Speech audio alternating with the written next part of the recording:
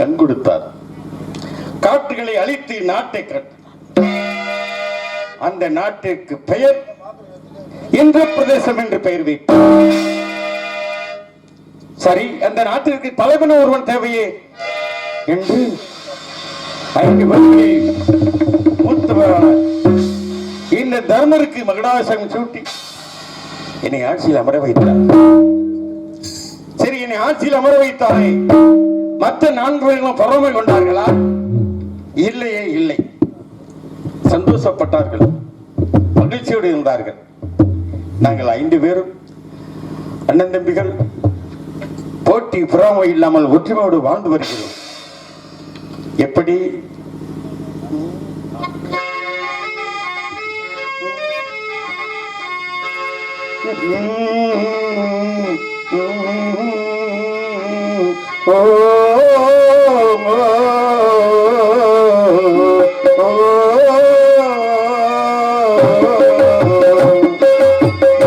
முத்தாக சொத்தாக அண்ணன் பிறந்து வந்தோம் கண்ணுக்கு கண்ணாக.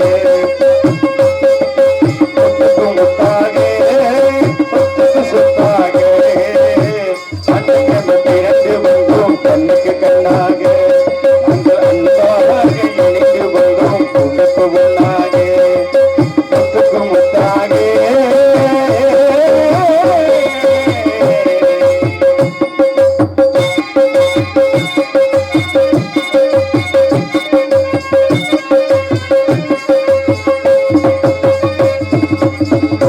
யாரும் படித்ததில்லை, தந்தை முகம் பார்த்ததில்லை. யாரும் படித்ததில்லை, தந்தை முகம் பார்த்ததில்லை. தாவாசி கேட்ட தந்தை ஒரு பாட்டும் அறிந்ததில்லை.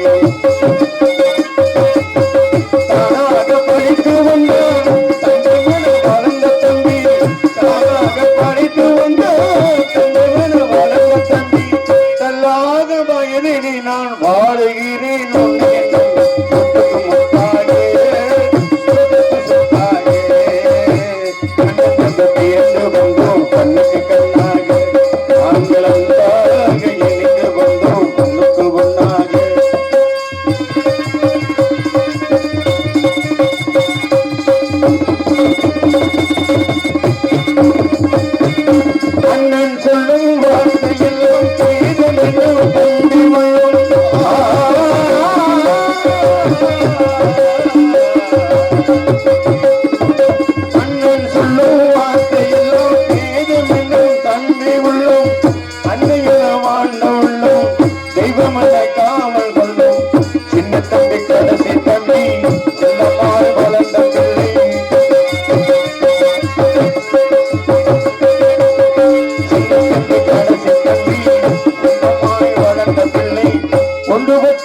முதல் ஒரு நாள்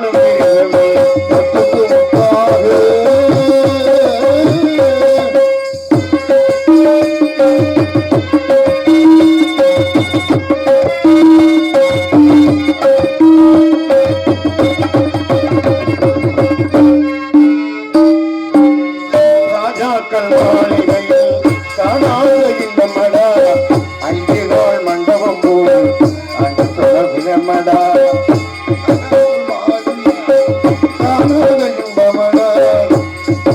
மண்டபம் போல் பாபு கொண்ட சொந்தமட இதழ்களை போல் பாடாத பாசமட இதழ்களை போல் பாடாத பாசமட 100 ஆண்டு ஓளமைக்கும் மாறாத சொந்தமட ஒட்டுக்கு முத்தாகே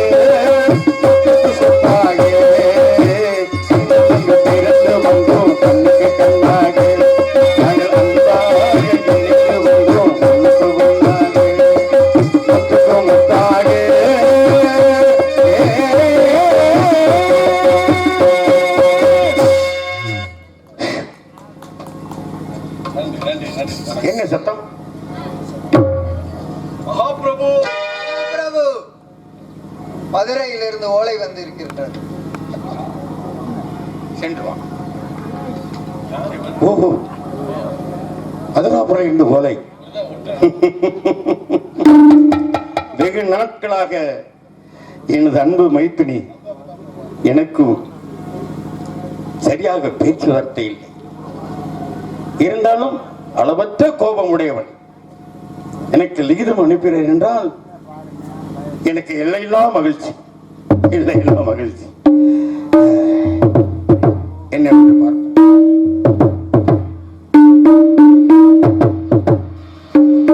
சர்வம் சக்திமயம், என்ன பக்தி பரவசம். இவ்வளவுதான் இருந்தாலும் அளவு கிடந்த ஆற்றல் சத்திய நெறியார் தர்ம உபதியாருக்கு இவ்வளவு மட்டும் மரியாதை. சத்திய நெறியால்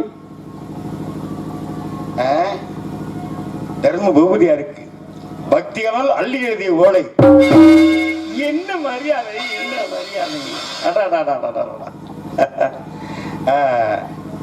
பாலனாம் புலந்தரனுக்கு, பாலனாம் புலந்தரனுக்கு ஓஹோ, ஒருவேளை அவனுக்கு காது குத்து விழா நடத்துகிறார்களோ? அப்படி நடத்தினால் மதுரை மாநகரமே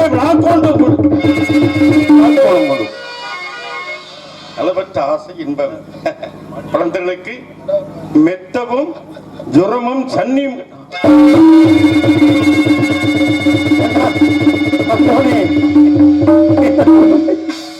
ஐந்து பேருக்கும் வாரிசாக ஒருவர் இருக்கிறாரே என்று அளவற்ற சந்தோஷப்படுகிறார். மெத்தவும் ஜுரமும் கண்டு மிகவும் தோசித்ததனால் இத்தனும் தந்தை கண்ணில் விழிக்க ஏகினாலே சமிதம். ஆண்டவா, ஆண்டவா, கண்ண பரமாத்மா, ஏன் இந்த சோதனை? பாலனுக்கு நினைத்தாலே எனக்கு உடம்பெல்லாம் மெய்சிலிருக்கின்றது. பழந்தனுக்கு தண்ணிகின்ற வெறியா அல்லது சதி? எதற்காக இந்த சூழ்நிலை? வீதியா சதியா, வீதியா சதியா, இந்த வேலை எனக்கு முறையா இறைவா.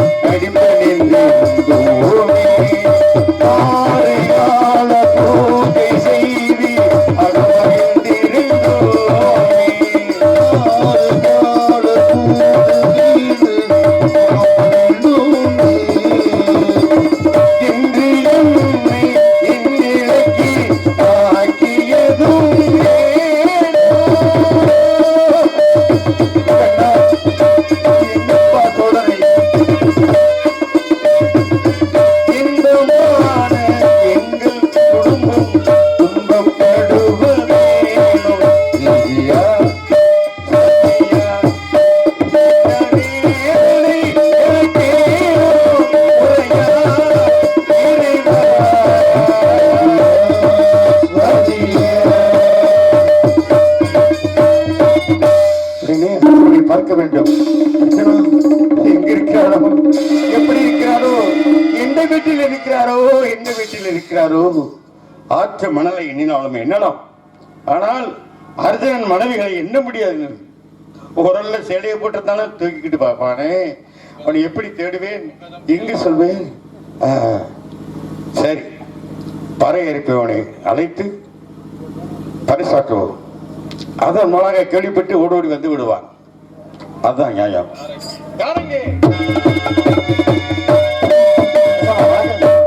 வளர்க்க வளம் பெருங்க. உன் பேர் என்ன? என் பேர் ராமசாமி. என் பேர் சடை. இப்படித்தான் கேட்டேன். சடை. என்ன பேரு? சடை. சடை. சடைய. புரியுதா? புதிதாக அரண்மனையில் சேர்ந்திருக்கின்றாயா? இல்லை, முன்னாடி இருந்தே இருக்கேன். ஓ, நீங்க பாக்குறதுக்கு வாய்ப்பு இல்ல. அப்படியா? இன்னருடைய இந்த கருவி உங்க தாத்தா காலத்து கருவி மாதிரி தெரிக்கிறது. ஆமா ஆமா. அவர் அடிச்சதை உங்க ஒப்பா அடிச்சாரு. ஆமா. ஒப்பா அடிச்சது இப்ப நீ அடிக்கிற. இப்ப நான் அடிச்சுக்கிட்டு இருக்கேன். அடி, அடி. சரி, ஒரு முக்கியமான சமாச்சாரம். நான் சொல்றபடி பறையறைக்கு இந்த நாட்டு மக்களுக்கு நாம் தெரிவிக்க வேண்டும். தெரிவிப்பாயா? சரிங்க ஜம்மா. கவனமாக கேள். இதனால் சகலமான பேர்களுக்கும் தெரிவிப்பது என்னவென்றால் பரம பூபதி மகாராஜா தாம்பூலாரணம் செய்யும் பொழுது பாக்கு சொக்கேரி மரணவஸ்தையில் இருப்பதால் பார்த்தவர்கள் கேட்டவர்கள் அர்ஜுன மகாராஜாவை அரண்மனையில் சேர்க்குமாறு இளைய மகாராஜா பீம மகாராஜா உத்தரவு. நீங்க சொல்லு. நான் என்ன சொன்னேன்? நீங்க ஒரு தடவை சொல்லுங்க மகாராஜா. இப்ப நான் சொன்னதை கேட்டியா இல்லையா? முட்டி நீள சொன்னா எப்படி மகாராஜா? காது நல்லா இருக்கா இல்லையா? காது நல்லா தான் இருக்கு மகாராஜா. முட்டி நீளத்தை எப்படி நான் சொல்லுவேன்? ரொம்ப நீளமா இருக்கும். ஆமா, கொஞ்சம் சுருக்கிக்கங்க. இதனால் சகலமான பேர்களுக்கும் தெரிவிப்பது என்னவென்றால் பரம பூபதி மகாராஜா தாம்பூலதாரணம் செய்யும் பொழுது பாக்கு சொக்கேரி மரணவஸ்தையில் இருப்பதால் பார்த்தவர்கள் கேட்டவர்கள் அர்ஜுன மகாராஜாவை அரண்மனையில் சேர்க்குமாறு இளைய மகாராஜா பீம மகாராஜா உத்தரவுங்கோ. இதனால் சகலமான பேர்களுக்கும் தெரிவிப்பது என்னவென்றால் ஐயா, அர்ஜுன மகாராஜா தாம்பூலம் கணிக்கும் பொழுது பாக்கு சொக்கேரி மரணவஸ்தையில் இருப்பதனால் கண்டோர்கள் கேட்டோருக்கு சொல்லி கேட்டோர்கள் கண்டோருக்கு சொல்லி இளைய மகாராஜா பீம மகாராஜா உத்தரவையோ அர்ஜுன மகாராஜா அரண்மனை சேர்க்குமாறு பீம மகாராஜா உத்தரவு. அதாவது வாய் மூலமா சொன்னால் ஜனங்களுக்கு செவியில் ஏறாது. இதை இசைக்கருவி இசைத்தால் அவர்கள் என்னவென்று அவளோடு எதிர்பார்ப்பார்கள். சரி மகாராஜா, நீ பரிசாற்றலாம். கூலியா? கூலி அரண்மனையில வாங்கிக்க. சரிங்க மகாராஜா. அப்படியே செய்யறேன். சரி. கண்ணா கண்ணா, என்ன சோதனை! என்னால் நெஞ்சு பொறுக்க முடியவில்லையே. நீதான் பாதுகாக்க வேண்டும். நீதான் பாதுகாக்க வேண்டும். அவனுக்கு எல்லா சுகத்தையும் நீதான் கொடுக்க வேண்டும் கண்ணா. நம்பியார் கெடுவதில்லை நான்கு மறை தீர்ப்பு, நல்லவர்க்கும் ஏழையர்க்கும் ஆண்டவனே காப்பு. பசிக்கு விருந்தாவான் நோய்க்கு மருந்தாவான், பரந்தாமன் சன்னதிக்கு வாராய் நெஞ்சே.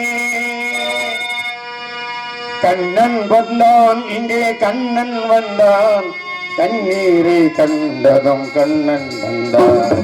கண்ணன் வந்தான் இங்கே கண்ணன் வந்தான், ஏழு கண்ணீரை கண்டதும் கண்ணன் வந்தான். கண்ணன் வந்தான் கண்ணன் வந்தான்.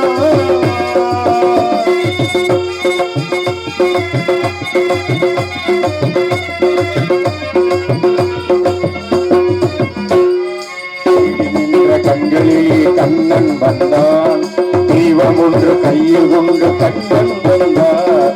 தேடி நின்ற கண்களிலே கண்ணன் வந்தான், தீபம் ஒன்று கையில் கொண்டு கண்ணன் வந்தான். கேட்டவர்க்கு கேட்டபடி கண்ணன் வந்தான், கேள்வியிலே பதிலாக கண்ணன் வந்தான். தர்மம் என்று தேரிலே கண்ணன் வந்தான், தாராக துயரிலே கண்ணன் வந்தான். கண்ணன் வந்தான் மாய கண்ணன் வந்தான், கண்ணன் வந்தான் கண்ணன் வந்தான்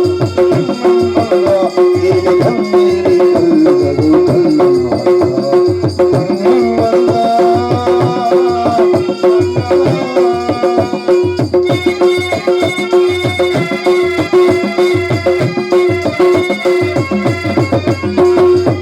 அவர்களை நடக்க வைக்கும் பிருந்தாவனம், மூடர்களை அறிய வைக்கும் பிருந்தாவனம்.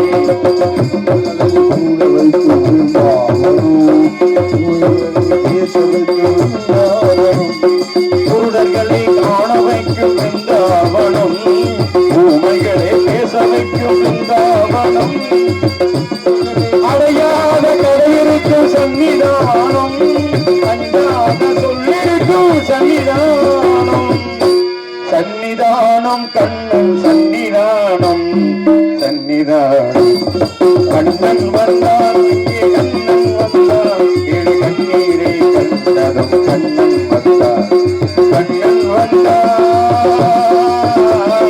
கண்ணன் வந்தான், கண்ணா கண்ணா கண்ணா.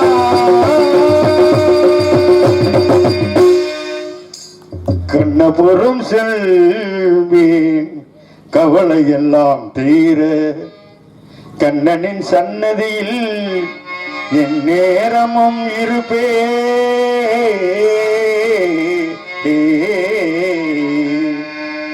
திரு கண்ணபுரம் செல்வேன் கவலை எல்லாம் மறக்க, கண்ணனின் சன்னதியில் என் நேரமும் இருப்பே. கண்ணா கண்ணா கருமை கண்ணா.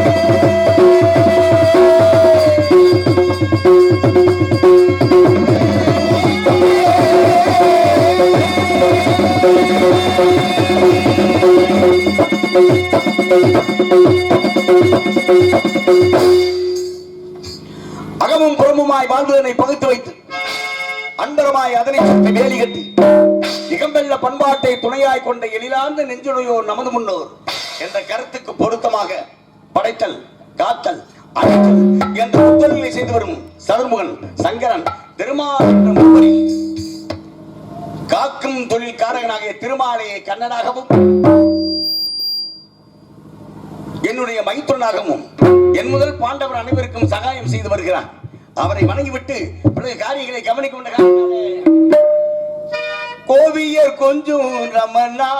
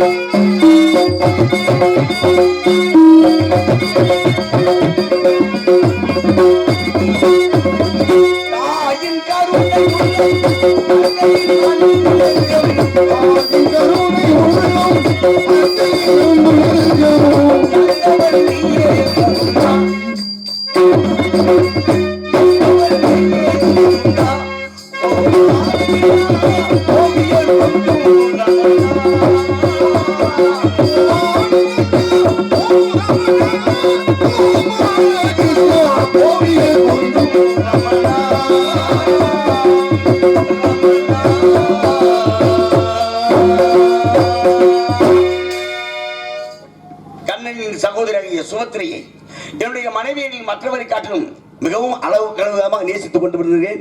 அவ்வளவு சிறிது நேரம் என்னை காணாவிட்டாலும் மிகவும் கோபத்தோடு என்னை எதிர்பார்த்துக் கொண்டிருப்பார். அரண்மனையில் சென்று அண்ணவனை சந்திக்க வேண்டும்.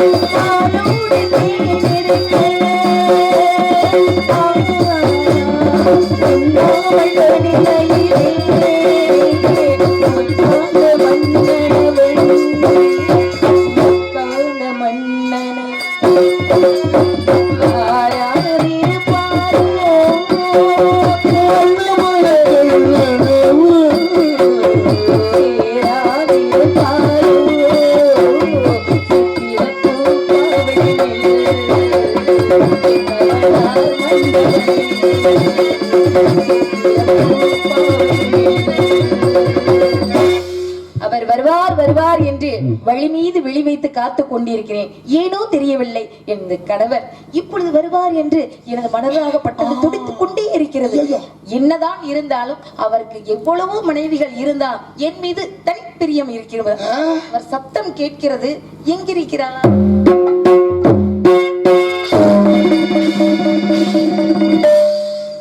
சுபத்ரா, சொல்லுங்க லதா. என் மீது கோபம் ஏதும் இல்லை. உங்கள் மீது நான் கோபம் கொண்டு பிறகு யாரிடம் போய் சொல்வது? மிகவும் கோபமாக நான் வரும்போதே நினைத்துக் கொண்டே வந்தேன். என்ன நினைத்தீர்கள்? எவ்வளவோ நாளாகி விட்டதே, உன்னை பார்த்தவுடன் மிகவும் கோபமாக ஏதாவது இருப்பாயோ என்று நினைத்துக் கொண்டிருந்தேன். எனது கோபம் எல்லாம் எதிர்பார்த்துக் கொண்டே இருக்கிறாய். இல்லை இல்லை, என்னுடைய கோபம் எல்லாம் உங்களுடைய மலர்ந்த முகத்தை பார்க்கும் பொழுது என்ன ஒரு அழகாக இருக்கிறது.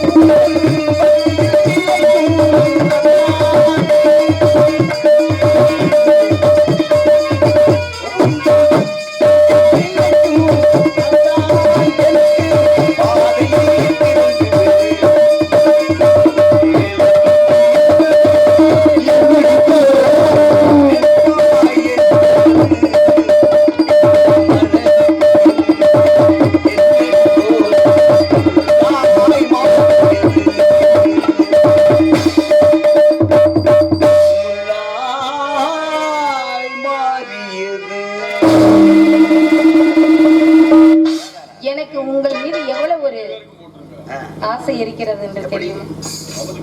நினைவாலே சிலை செய்து வாங்கண்ணே ஆறு இன்னொரு சுட்டு எடுத்துக்கூடியா இங்கு அர்ஜுனாக எடுத்துக்கொண்டிருக்கும் மதுரை கருப்பாவூர் சீமா நகரை சேர்ந்த பொன்முருகாஸ் அவர்களுக்கு பிளாக் கம்பெனி சார்பாகவும் இந்த நாராயணன் அண்ணன் குடும்பத்தின் சார்பாக பொன்னாடை ஊற்றி கௌரவிக்கப்படுகிறது. பொன்னாடை வைத்து பெருமைப்படுத்திய அத்தனை உள்ளங்களுக்கும் நன்றி நன்றிகள். வணக்கம் வணக்கம் வணக்கம். இங்கு டான்ஸ் ஆஃப் சுமத்ரி அவர்கள் நடத்தி கொண்டிருக்கும் கரூரை சேர்ந்த சுகந்தி அவர்களுக்கு கிராமத்தின் சார்பாகவும் மற்றும் நாடகத்தை சிறப்பாக அமைத்து கொடுத்திருக்கும் அண்ணன் நாராயணன் அண்ணன் குடும்பத்தார்கள் சார்பாகவும் பொன்னாடை ஊற்றி கௌரவிக்கப்படுகிறது. அவரை கூப்பிடியா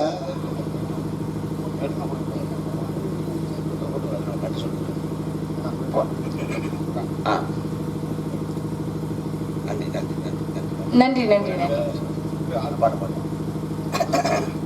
நினைவாலே சிலை செய்து உனக்காக வைத்தேன் திருக்கோவிலே ஓடிவா.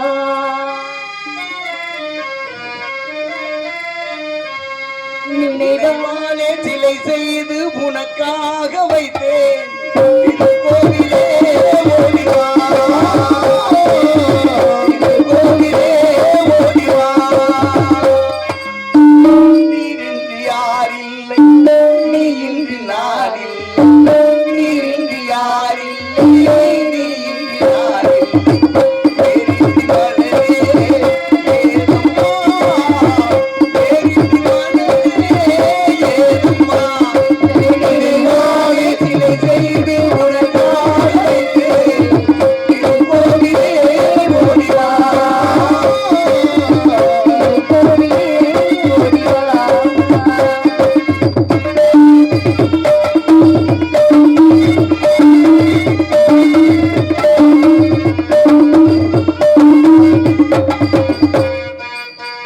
அப்பா உன்னை வேண்டாம் நான் பாடும் பாடல்கள் அப்போது நீ போதும் தப்பாத காலங்கள். ஐயா உன்னை வேண்டாம் நான் பாடும் பாடல்கள் அப்போது நீ போதும் தப்பாத காலங்கள். தண்ணீரிலே நான் வைக்கிறேன் கண்ணத்தில் பூங்கோளம் கண்ணத்தில் பூங்கோளம்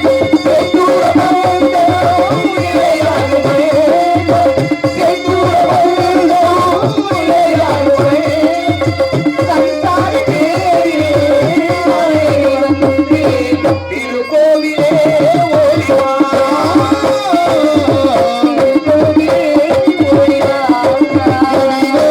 சிலை செய்து உனக்காக வைத்தேன் திருக்கோவிலே ஓடிவா.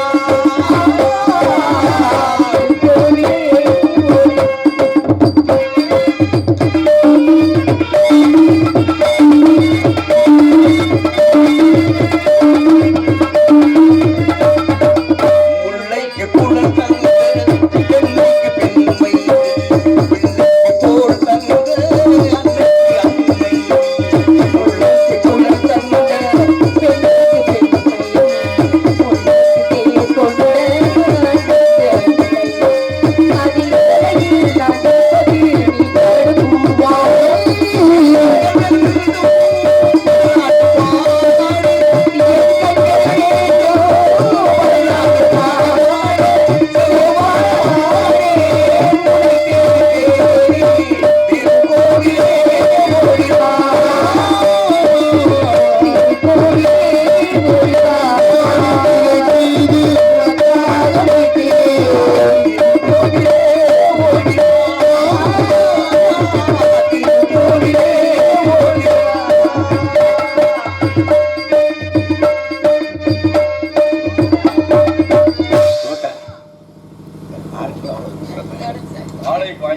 சுபத்ரா, எவ்வளவு ஆசைகள் எவ்வளவு எண்ணங்களை மனதில் வைத்துக் கொண்டு நீ காத்திருப்பதை பார்க்கும்போது எனக்கும் பலவிதமான எண்ணங்கள் சந்தோஷங்கள் மண்டால்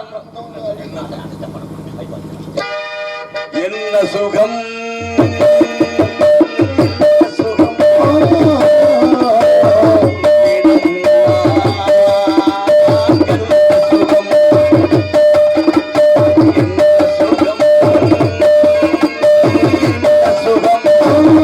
ஆ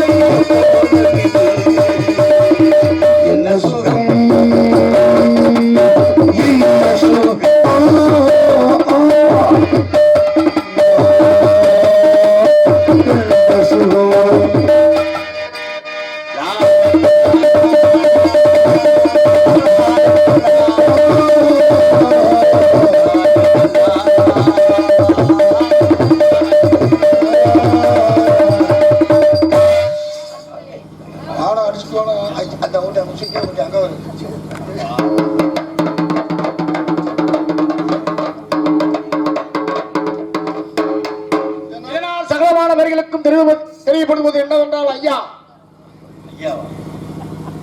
பறைசாற்றணும் ஐயா. பறைசாற்ற விஷயத்தை கேளுங்க. எதுக்கு அடிக்கிறேன்னு இப்ப பாருங்க.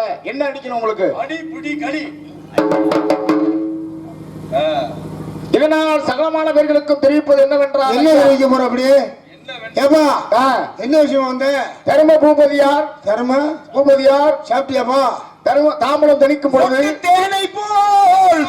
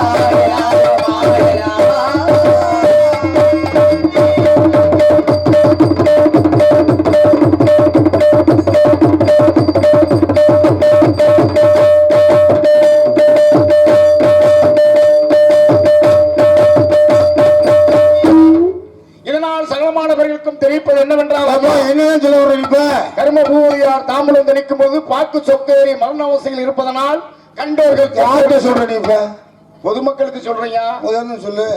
இதனால் சகலமானவர்களுக்கும் தெரிவிப்பது என்னவென்றால் ஐயா. என்ன ஐயா?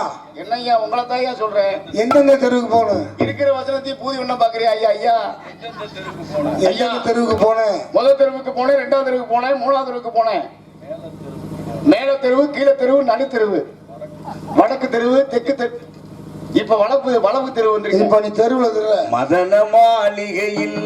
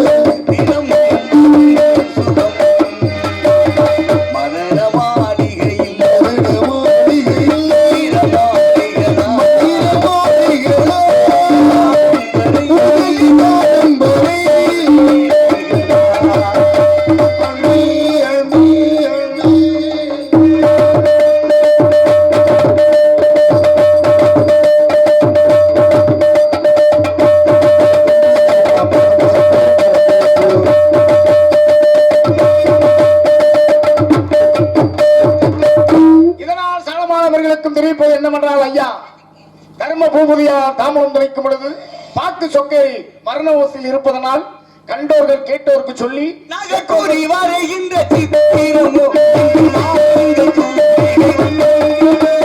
நகக்கூடி வருகின்ற சித்திரமோ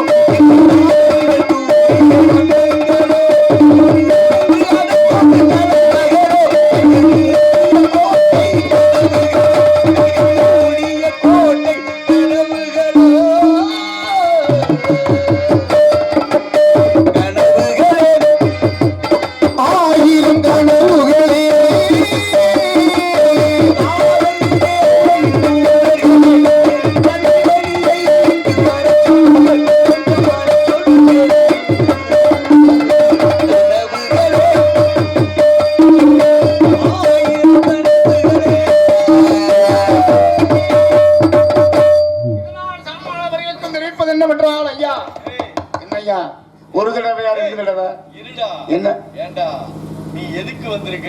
ஆ. யாரு சொல்லி எதுக்கு வந்திருக்க நீ? ஐயா? யாரு சொன்னா உன்கிட்ட? யாரு? எனக்கா? உனக்கு இந்த அறிவிக்க சொல்லி யார் சொன்னது? எனக்கா? எனக்கு அர்ஜுன மகாராஜ் சொன்னாரு. சூப்பர்ரா. யார் சொல்லணும்? சொல்றது எப்படிலாம் அவருக்கு தெரியப்படுத்தணும். யாருக்கு தெரியப்படுத்துற? அர்ஜுன மகாராஜாவுக்கு தெரியப்படுத்தணும். அவர் கனவுகளேங்கிறாரு. ஆமா. நீ காண்ற கனவு வெளியில சொல்லிடாத. ஐயோ, இதனால் சகமானவர்களுக்கும் தெரிய இருப்பது என்னவென்றால் ஐயா, ஐயா, தர்ம பூபதியார் தாம்பூலம் தணிக்கும் பொழுது ஏப்பா ஏப்பா அந்த என்ன செய்யற? பரசாட்டுறேன். பரசாட்டு தெரியுது. ஆமா. என்ன சொல்றீங்க? சொல்லிட்டு இருக்கேன். நான் சொல்லும் போது செய்தியை கேட்கல நீங்க. சத்தத்தை என்னன்னு கேட்டுக்கலாமா? கேட்கலாம். அப்படியா? பரிடுகள சத்தம். ஆமா. இது என்ன செய்தி? யார் சொல்லிட்டா? இதுல யார் எங்க செய்தி எதுவா இருந்தாலும் சரி, முதல்ல சொல்லு கேட்போம். இதனால் சகலமானவர்களுக்கும் தெரிவிப்பது என்னவென்றால் ஐயா, தர்ம பூபதியார் தாம்பூலம் தணிக்கும் பொழுது பார்த்து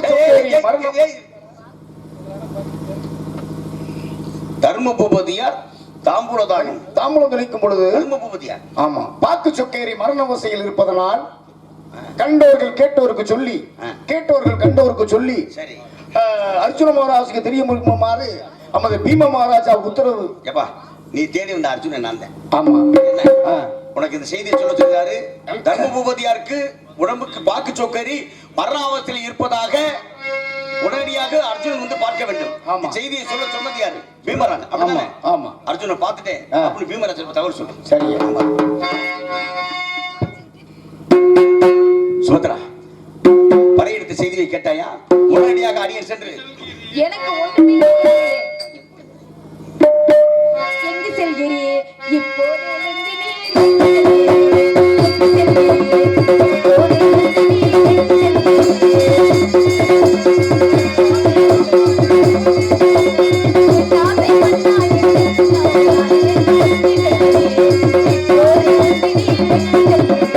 வந்து சேர்கிறேன், சென்று துரிதமாய் வந்து சேர்கிறேன், வந்து சேர்கிறேன், சென்று துரிதமாய் வந்து சேர்கிறேன்.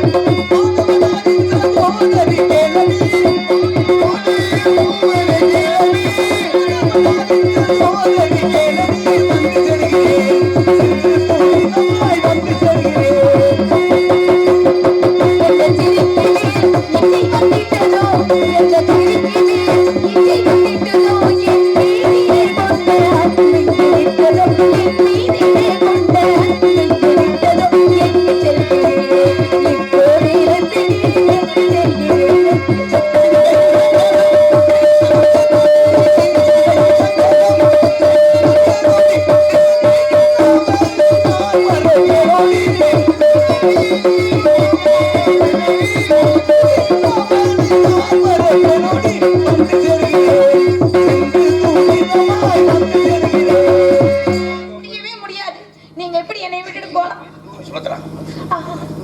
எனது மூத்த சகோதரர் தர்ம பூபதியார் தாம்பூலதாரம் செய்து கொண்டிருக்கும் நேரத்திலே பாக்கு சொக்கேரி மரணாவசையில் இருப்பதாக அவருடைய அனுமதி பெற்ற தூதர்கள் இப்போது படையெடுத்து தெருவிலே செய்தியை சொல்லியிருக்கார்கள். நான் சென்று அன்னவரின் உடல்நலத்தை என்னவென்று கண்டுகொண்டு உடனடியாக உன்னை வந்து சேருகிறேன். தேவைப்படும் நேரத்தில் அழைத்து வருகிறேன். உடனடியாக வந்து சேரு.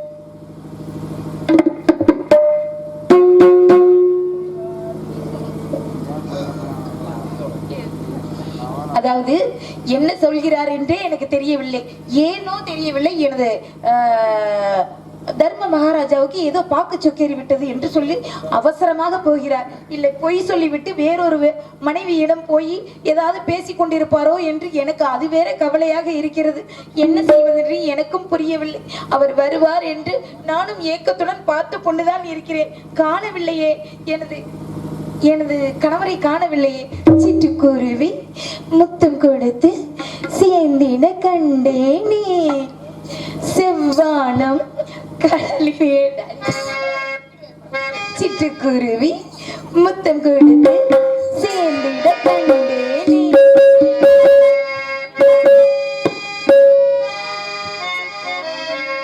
சிட்டுக்குருவி முத்தம் கொடுத்து, சிட்டுக்குருவி முத்தம் கொடுத்து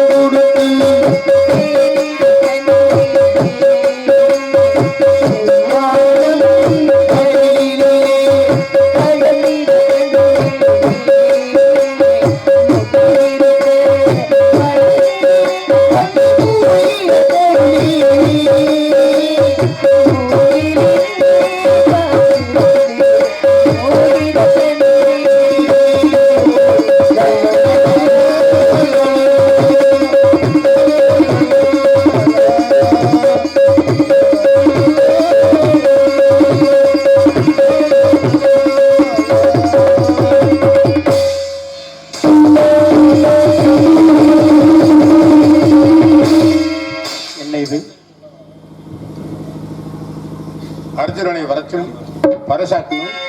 இன்னும் காணவில்லையே, எங்கிருக்கிறாரோ, எந்த வீட்டில் இருக்கிறாரோ.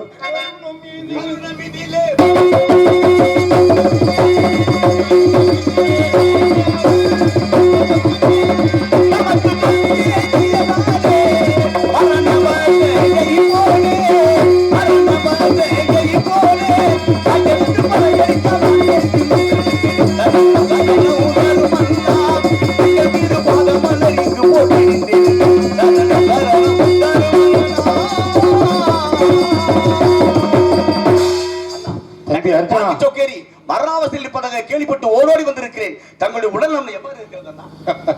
எனக்கு ஒன்றும் இல்லை. ஆண்டவருடைய அனுக்கிரகத்தால் நான் அளவோடுதான் இருக்கின்றேன். என்றால் என்னை பறையடித்து அழைக்கும் நோக்கம் என்ன?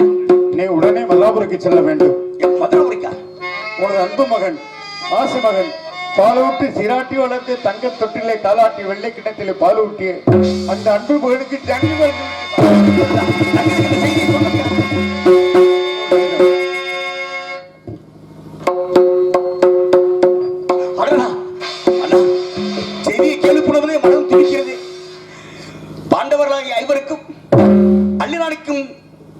பிறந்த சகோதரன் அல்லவா? இப்படிப்பட்ட அருமையான என்னுடைய குழந்தை புலந்தனுக்கு இப்படி ஒரு மனம் பதை பதைக்கிறதே.